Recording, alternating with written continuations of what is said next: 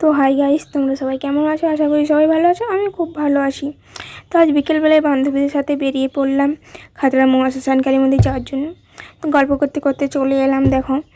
তারপর আমি একটু আমার মুখটা দেখে নিলাম, তারপর হাত ধুয়ে নিলাম। হাত ধুয়ে যাবো এরপর বড়ো মায়ের কাছে।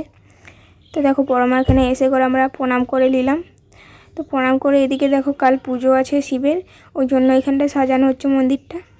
তারপর বাইরে চলে এলাম।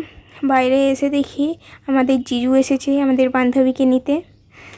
আর এইদিকে গাড়িতে সবাই উঠে পড়লাম একে একে, যাব ফুচকা খেতে। তো চলো ফুচকা খেয়ে আসি। তারপরে চলে এলাম ফুচকা খেতে। তো ফুচকা খেয়ে পরে আমরা সবাই বেরিয়ে পড়লাম বাড়ির জন্য। তো চলে এসেছি, বান্ধবীকে টাটা করে নিলাম। টাটা বান্ধবী।